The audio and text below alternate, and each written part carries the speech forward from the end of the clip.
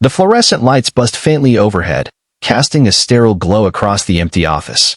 It was well past midnight, and the towering glass building that housed Pinnacle Innovation stood silent, save for the soft hum of a vacuum cleaner weaving through the cubicles. Maria Alvarez, a slight woman with salt and pepper hair tied back in a neat bun, moved with quiet purpose. Her cleaning cart, laden with supplies, squeaked as she pushed it down the hallway, her worn sneakers padding softly against the polished floor. At 48, Maria had cleaned these offices for nearly a decade, her hands calloused from years of scrubbing, sweeping, and wiping away the day's chaos. She didn't mind the work. It was honest, and it kept her son, Mateo, in school, chasing his dream of becoming an engineer. Tonight, though, something felt different. Maybe it was the stillness, heavier than usual, or the faint ache in her knees that reminded her of the years piling up. She paused by a window, catching her reflection in the glass, a silhouette against the glittering cityscape of Chicago. The skyline always took her breath away, even after all these years. It reminded her of the dreams she'd once had, back in Guadalajara, before life had swept her across borders and into this quiet, solitary routine. Maria shook her head, brushing off the nostalgia.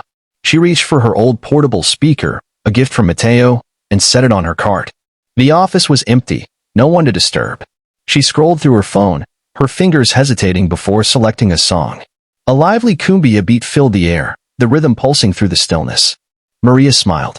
Music had always been her escape, her small rebellion against the grind. She swayed her hips, letting the beat guide her as she dusted a row of desks.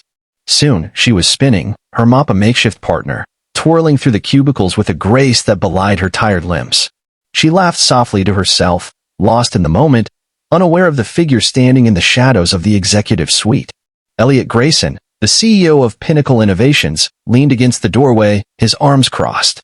At 35, he was the youngest CEO in the company's history, a tech prodigy who'd turned a startup into a global powerhouse. His sharp suit was rumpled, his tie loosened after hours of poring over financial reports. He hadn't meant to stay this late, but the board meeting tomorrow loomed like a storm cloud. He'd been pacing his office when the music caught his ear, a sound so out of place in the sterile corporate world he'd built. Curious, he'd followed it, expecting a rogue employee or a security breach. Instead, he found her. Maria spun again, her laughter echoing faintly, and Elliot's lips twitched. There was something disarming about her joy, so unguarded and pure. He'd seen her before, of course, one of the cleaning staff who slipped in and out like ghosts. But he'd never really seen her until now. Her name tag glinted under the lights, Maria. He watched as she danced, her movements fluid and unself-conscious, transforming the mundane into something almost magical. For a moment, he envied her, this woman who found joy in a mop and a song, while he drowned in spreadsheets and shareholder demands. Maria's song ended, and she paused, catching her breath. She switched off the speaker, the silence rushing back like a tide. She didn't notice Elliot as she resumed her work, wiping down a conference table with methodical care. He stepped back into the shadows, his mind racing. He could have left then, returned to his reports, but something held him in place. Maybe it was the contrast, her lightness against his heaviness. Or maybe it was the memory of his own mother, a single parent who'd worked nights as a nurse, humming to herself to get through the long hours. Whatever it was, Elliot couldn't shake the image of Maria dancing. The next morning, the office buzzed with its usual chaos. Employees streamed in, clutching coffee cups and laptops, their voices overlapping in a symphony of deadlines and deals. Maria was long gone, her shift ending at dawn. She was back in her small apartment in Pilsen, cooking breakfast for Mateo before he rushed off to his engineering classes at the community college. She didn't know that Elliot had spent the rest of his night thinking about her, or that he'd pulled up the cleaning staff's records, searching for her file. Maria Alvarez. Hired 9 years ago. No complaints, no absences. A model employee, invisible to most. Elliot leaned back in his chair, staring at her employee ID photo, a serious expression, her dark eyes steady. He wondered what made her dance, what kind of life she led outside these walls. He wasn't sure why it mattered, but it did. Over the next few weeks, Elliot found himself lingering in the office late, hoping to catch another glimpse of Maria. He didn't know what he was looking for, maybe just that spark of joy again. He saw her a few times, always alone, always with her music. She never noticed him, and he never announced himself. It felt intrusive, somehow, to interrupt her private world. But he started noticing other things, the way she'd leave small notes for employees about misplaced items, the the way she'd arrange pins neatly on desks, the way she'd hum even when the speaker was off. Small acts of care that no one else seemed to see.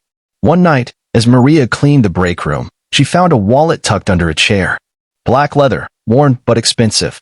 She opened it, not out of curiosity but to find an ID. Elliot Grayson. Her heart skipped. The CEO. She'd never met him, but his name was a constant hum in the office, whispered in awe or frustration, depending on the day. She slipped the wallet into her cart, intending to drop it at security. But as she pushed her cart toward the elevator, she noticed a folded piece of paper that had fallen out. She picked it up, hesitating. It was a handwritten note, scrawled in hurried ink. * Call mom. Tell her you're okay. *. Maria frowned. It was such a human thing, so ordinary, from a man who seemed larger than life. She tucked the note back into the wallet and left it with security, but the words stayed with her. She wondered about this Elliot Grayson, who carried reminders to call his mother. She wondered if he was as untouchable as he seemed. Elliot found the wallet on his desk the next morning, the note still inside. Security mentioned a cleaner had turned it in. Maria. He felt a pang of something he couldn't name. Gratitude, maybe, or curiosity deepening into something more. He started asking around, discreetly. The facilities manager spoke highly of Maria. She's the best we've got. Never complains, always goes the extra mile. A few employees mentioned her kindness, how she'd once stayed late to help a stressed intern find a lost report, how she'd brought homemade tamales for the night staff during the holidays. Small stories, but they painted a picture of a woman who gave more than her job required. Elliot's life was a world apart from Maria's. He lived in a sleek penthouse downtown, drove a Tesla, and dined with investors at restaurants where a single meal cost more than Maria's weekly pay. But he hadn't always been this way. He'd grown up in a small town in Indiana, raised by a mother who worked double shifts to keep the lights on. Success had pulled him far from that life, but watching Maria stirred memories he'd buried, memories of sacrifice, of love that asked for nothing in return. One evening, as Maria cleaned the executive floor, her phone buzzed. It was Mateo, his voice tight with worry. Ma, the scholarship didn't come through. I don't know how we're going to cover next semester. Maria's heart sank. She'd been counting on that scholarship to ease the burden. Her savings were thin, stretched between rent, bills, and Mateo's textbooks. She told him not to worry, that they'd figure it out, but her voice trembled. After the call, she sat on a bench in the break room, staring at her hands. The music stayed off that night. Elliot, working late again, overheard her conversation through the open door. He didn't mean to eavesdrop, but her words hit him hard. He knew what it was like to stare down an uncertain future, to feel the weight of a dream slipping away. He thought about intervening, about writing a check or pulling strings, but he stopped himself. Maria didn't seem like someone who'd want charity. She had pride, the kind that shone through her work, her dancing. Instead, he did something small. He left a note on her cart the next night. Anonymous. * You make this place brighter. Thank you. * Maria found it during her shift, her brow furrowing as she read it. She looked around, half expecting a prank, but the office was empty. She tucked the note into her pocket, a tiny warmth spreading in her chest. It was the first time in years anyone had acknowledged her beyond a curt nod. The notes continued, appearing every few nights. Your hard work doesn't go unnoticed. Keep dancing. It's beautiful. Maria didn't know who left them, but they became a quiet comfort, a reminder that someone saw her. She started dancing again, her movements lighter, as if the notes had loosened something inside her. Meanwhile, Elliot was grappling with his own challenges. The board was pushing for layoffs to boost profits, a move he'd resisted for months. Pinnacle was thriving, but the pressure to optimize was relentless. He spent sleepless nights weighing numbers against names, profits against people. Maria's file was on the list, her role deemed replaceable by the consultants. The thought made his stomach twist. She wasn't just a name on a spreadsheet. She was the woman who danced, who turned in wallets, who left notes for others without expecting anything back. One night, as Maria cleaned the boardroom, she found a stack of papers left behind after a meeting. She didn't mean to read them, but a bolded word caught her eye: layoffs. Her breath caught as she scanned the page.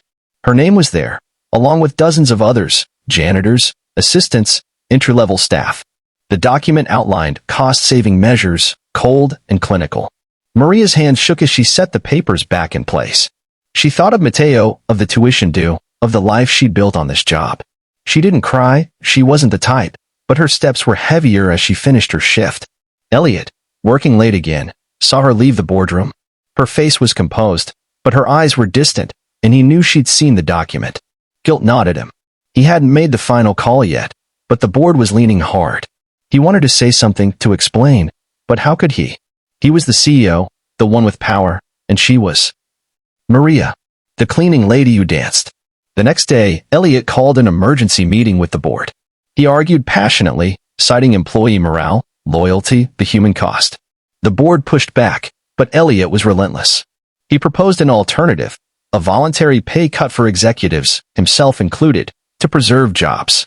It was a risky move, one that could have cost him his position, but he thought of Maria, of her notes, of the way she moved through the world with quiet dignity. The board relented, grudgingly agreeing to his plan. Maria didn't know any of this. She went to work that night expecting the worst, bracing for a pink slip. Instead, she found another note on her card. Asterisk, you're staying. We need you. Asterisk, her breath hitched. She looked around, as if the writer might step out of the shadows, but the office was quiet. She clutched the note, her eyes stinging.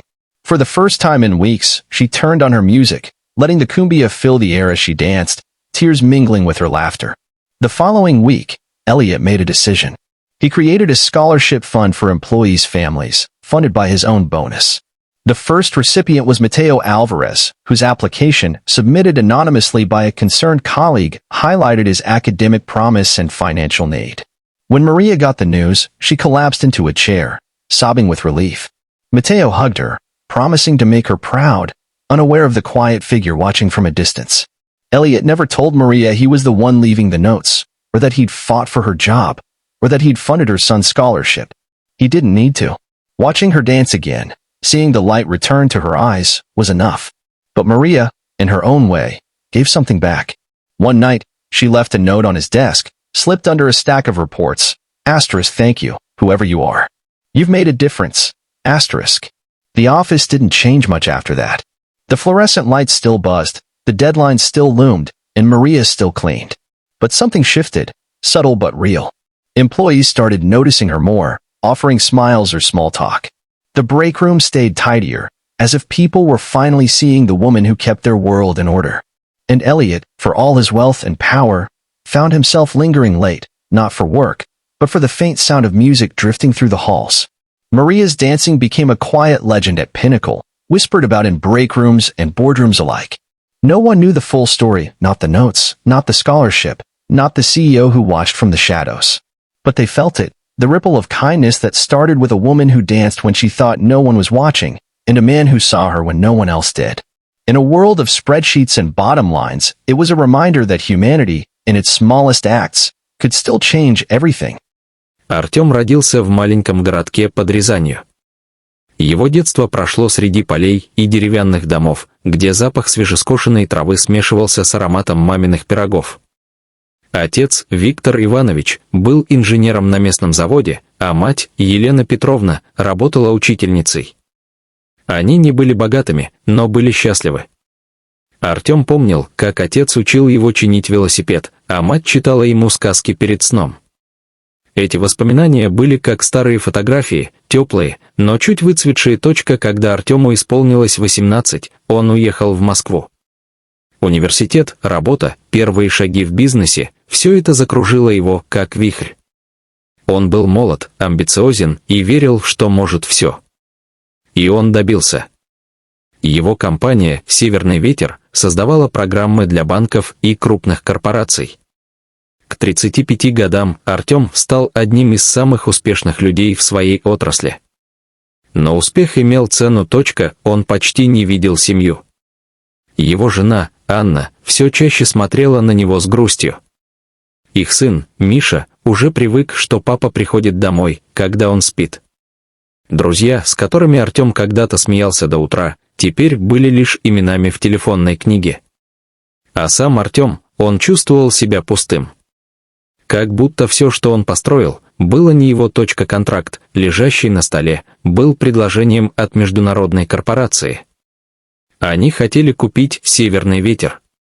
Цена была астрономической, миллиарды рублей, о которых Артем даже не мечтал в юности.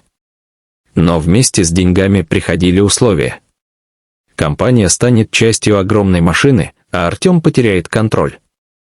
Его сотрудники, многие из которых работали с ним с самого начала, могли потерять работу. А главное, его мечта, его северный ветер, перестанет быть его точка. Он читал контракт снова и снова. Юристы сказали, что все чисто. Партнеры настаивали: подписывай, это шанс. Но в глубине души Артем чувствовал холод. Что-то было не так. Он не мог объяснить, но этот контракт казался ловкой ловушкой. Мария Ивановна продолжала убирать. Она двигалась медленно, с какой-то природной грацией. Ее руки, покрытые морщинами, крепко держали швабру. Артем вдруг подумал, что знает о ней так мало. Сколько ей лет? Есть ли у нее семья?